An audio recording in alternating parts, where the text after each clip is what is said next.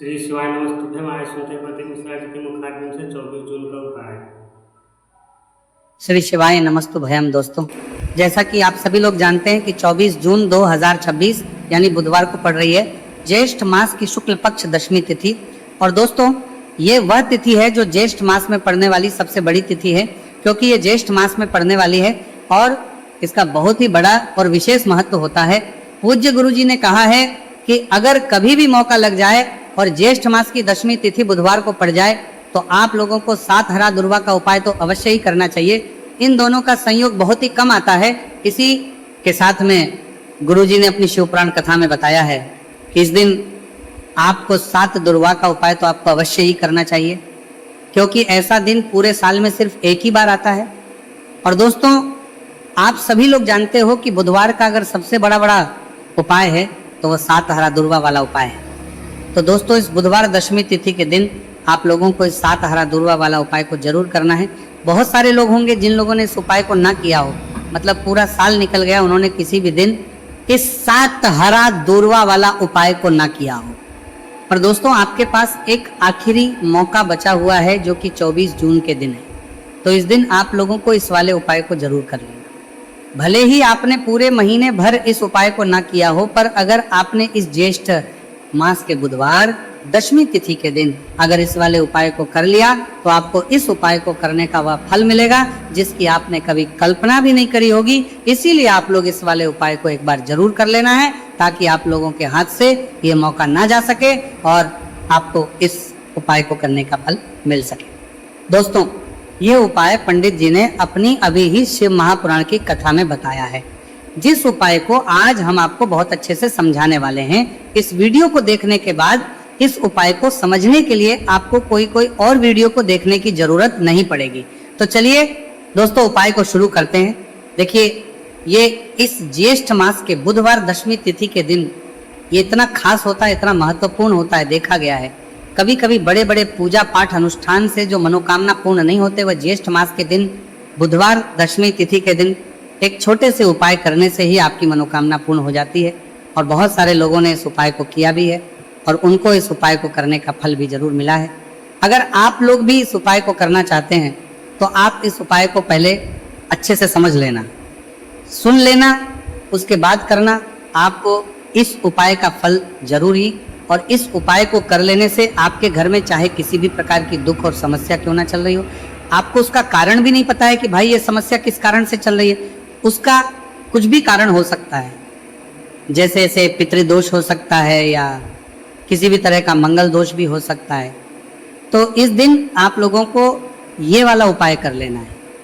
ये एक ऐसा उपाय है जिस उपाय को अगर किसी विशेष दिन पर किया जाए तो भाई उस विशेष दिन का जो है वो तो मिलता ही मिलता है, पर हमने उस दिन पर इस उपाय को किया है तो हमें उससे भी बड़ा फल मिलता है, और फल बहुत जल्दी मिलता है क्योंकि आप इस उपाय को बहुत ही बड़े और विशेष दिन पर कर रहे हो। तो चलिए अब उपाय के बारे में बात करते हैं, लेकिन उससे पहले आप लोगों को यह जानना आवश्यक है कि आखिर ये उपाय किस समय करना है, किसको करना है और कैसे करना है। तो चलिए हम आगे आपको वीडियो में एक एक करके बता देते हैं। उससे पहले अगर आप लोग हमारे चैनल पर पहली बार हैं तो हमारे चैनल को सब्सक्राइब करना ना भूलें, और अगर आपके पास कोई सवाल है तो आप हमें कमेंट बॉक्स में बता सकते हैं। और अगर आपको हमारा वीडियो पसंद आया है तो आप हमें लाइक और शेयर करना ना भूलें। और अगर आपको हमारे चैनल की जानकारी चाहिए तो आप हमें फॉलो कर सकते हैं। और अगर आपके पास कोई प्रश्न है तो आप हमें कमेंट बॉक्स में बता सकते हैं। पहली बार आए हैं या फिर मेरी आवाज आज पहली बार सुन रहे हैं तो हमारे चैनल को सब्सक्राइब जरूर कर लेना, और इस वीडियो को करके कमेंट बॉक्स में श्री शिवाय नमस्तुभयम ओम नमः शिवाय जरूर टाइप कर देना। तो दोस्तों, इस 7 दुर्वा वाला उपाय को हमें इस बुधवार दशमी तिथि के दिन कैसे करना है, किसको करना है, किस समय करना है और कहां पर करना है, ये सारे सवालों के जवाब आपको इस वीडियो में मिल जाएंगे।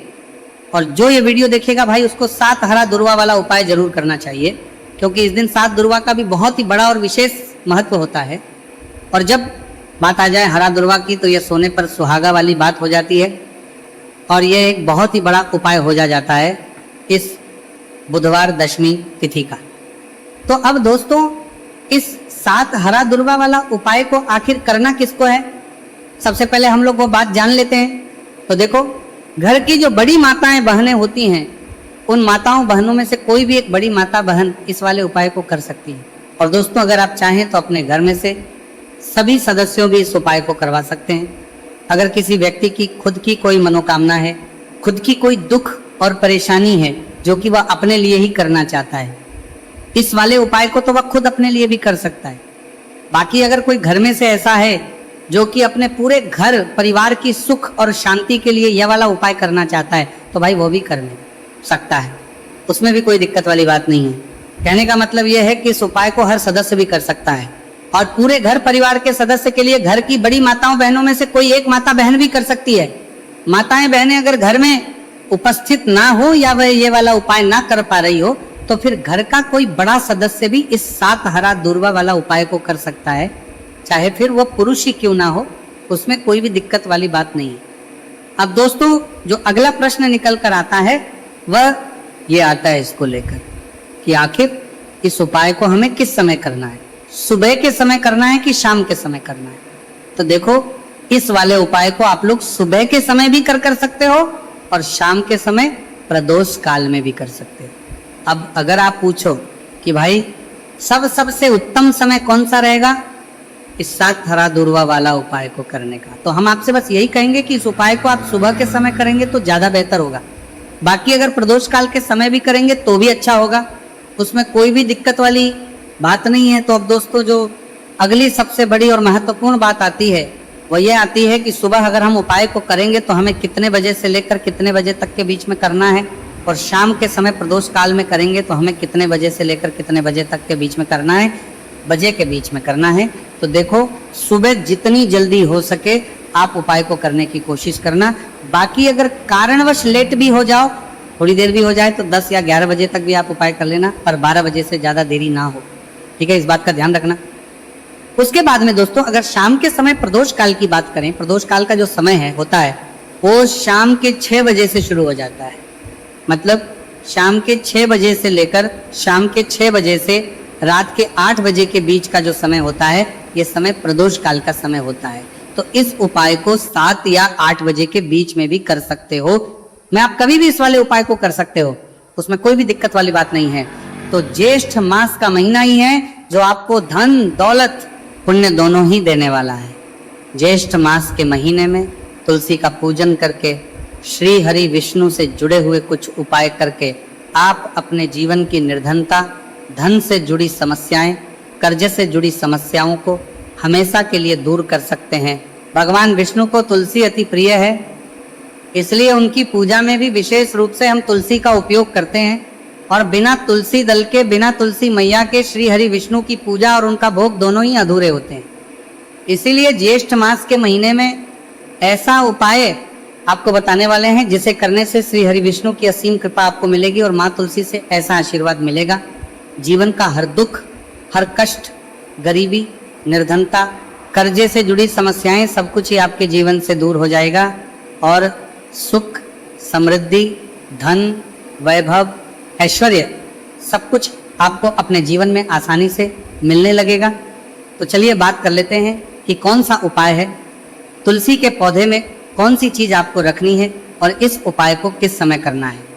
देखिए सबसे पहले तो आपको बता दें कि अगर आपके घर में तुलसी का पौधा नहीं है तो ज्येष्ठ मास के महीने में एक तुलसी का पौधा अपने घर में लाकर जरूर लगाए, क्योंकि ज्येष्ठ मास के महीने में जो लोग अपने घर में तुलसी जी का पौधा लाकर लगाते हैं, माँ तुलसी का पूजन करते हैं, कभी भी माँ तुलसी उनके घर में निर्धनता नहीं रुकने देती है, हमेशा उनके घर में धन की वृद्धि होती है, धन की वर्षा होती है। तो जरूर से तुलसी का पौधा आप ज्येष्ठ मास के महीने में अपने घर जरूर लेकर आए, और अच्छे से आपको माँ तुलसी का पूजन करना है, माँ तुलसी के पौधे की देखभाल करनी है। और वह कौन चीज है जो आपको तुलसी के पौधे में ज्येष्ठ मास के महीने 24 जून बुधवार दशमी तिथि में रखना है, और कैसे ये चीज रखते ही रातों रात आपके जीवन में चमत्कार होगा और आपके भाग्य का भी आपको साथ मिलेगा। तो देखिए इस वीडियो में जितने भी उपाय हम कर अंतर पड़ेगा आपको बताएंगे, सभी उपाय सरल है। देखो गुरुजी ने कहा है कि बुधवार के दिन आपको 7 हरा दूर्वा वाला उपाय तो अवश्य ही करना चाहिए। वीडियो के अंतिम में आपको उपाय बताया है, आपको करना है। देखो आगे बढ़ने से पहले वीडियो को एक लाइक जरूर करें। देखो सबसे पहला उपाय, यदि आपके जीवन में कर्जा बहुत अधिक है, आपके जीवन में संकट बहुत अधिक रहते हैं, आपके ऊपर बहुत अधिक विपदा आ रही है, बार बार आपको अपने व्यापार में और अपने धन में हानि देखने को मिल रही है, यानी कि आपको प्रत्येक कार्य में हानि हो रही है तो आपको ये उपाय करना चाहिए। इस उपाय को करने के लिए आपको 2 चीज़ों की आवश्यकता होगी। सबसे पहले है, आप जानते हो, जो कि भगवान गणेश जी को समर्पित होती है, तो आपको वह हरा दुर्वा की आवश्यकता होगी। साथ ही में एक लोटा जल की आवश्यकता होगी। और आप जब भी उपाय को करें, जिस दिन भी आपको करें, तो आपको प्रातः कल सुबह वह करना है। इस बात का विशेष रूप से आपको ध्यान रखना है, ठीक है। तो आपको एक हरा दुर्वा लेनी है। अगर आधा हरा दुर्वा भी मिल जाती है तो भी कोई दिक्कत नहीं है, बस आपको हरा दुर्वा है। अगर ज़्यादा ना मिले तो उस स्थान पर एक हरा दुर्वा भी ले सकते हैं। हरा दुर्वा आपको आसानी से कहानी पर भी मिल जाएगी। बस याद रखिएगा, शुद्ध दुर्वा, और मतलब उसे शुद्ध करके ही उपयोग में लीजिएगा, है ना। तो आपको करना क्या है, एक हरा दुर्वा, या एक से ज़्यादा भी हरा दुर्वा आप लोग ले सकते हैं। तो एक हरा दुर्वा अपनी ले लीजिए। एक हरा दुर्वा के साथ में आप 1 लोटा जल ले लीजिए और इन दोनों ही चीज़ों को लेकर शिवाजी के मंदिर पहुंच जाइए। जी के मंदिर पहुंचकर सबसे पहले आप शिवाजी के पास में बैठा जाइए। शिवाजी के पास में बैठने के बाद जो शिवाजी की शिवलिंग होगी, शिवलिंग के ऊपर सबसे पहले आपको यह दुर्वा को समर्पित करना है। दुर्वा को कुछ इस प्रकार से समर्पित करना है कि जो दुर्वा की दांडी का मुख होगा वो जलधारी की तरफ हो, जहाँ से जल नीचे करना है ना। और जो हरा दुर्वा का मिला हुआ भाग होगा वो अपने आप शिवाजी के पीछे की तरफ हो जाएगा, ठीक है। तो इस प्रकार से यह हरा दुर्वा का यह दुर्वा आपको भगवान शिवाजी का शिवलिंग के ऊपर समर्पित करनी है। और जो 1 लोटा जल आप अपने साथ लेकर आए हैं, इसी दूर के ऊपर भगवान शिव जी के शिवलिंग के ऊपर एक धारा से आपको समर्पित कर देना है, ठीक है। अब यहाँ पर देखने बात यह है कि यह उपाय इस व्यक्ति को करना है जिस व्यक्ति की नौकरी नहीं लग रही हो। जो व्यक्ति परीक्षा में पास होना चाहता हो तो इस व्यक्ति को अपने हाथों से इस उपाय करना है, तभी उपाय कम करेगा, ठीक है। उपाय को करने के बाद आपको 3 महीने उपाय आपको कब तक करना है, जब तक कि आपकी नौकरी ना जाए। जब तक आप इस उपाय को नियम के साथ करो, आपकी नौकरी जरूर लगेगी। अब बात करते हैं दूसरे उपाय के बारे में। तो देखिए, दूसरे उपाय जो है, देखिए, इस उपाय के लिए आपको मात्र 1 लौंग का जोड़ा लेना है, यानी कि 2 फूल वाली लौंग लेनी है। साथ में आपको मात्र थोड़ा सा शहद लेना होगा और इसी के साथ में आपको तांबे के पात्र अंदर शुद्ध जल लेना होगा। अब देखिए, इन सभी सामग्रियों को लेकर के आपको भगवान शिव के मंदिर में पहुंच जाना है। देखिए, ये उपाय आप सुबह से लेकर शाम तक कर सकते हैं। तो वो सबसे पहले तो आपके पास जो 2 फूल वाली लौंग है, उन्हें आपको शहद के अंदर अच्छे से डुबो है, यानी कि दोनों लौंग पर आपको अच्छे से शहद का लेपन कर देना है।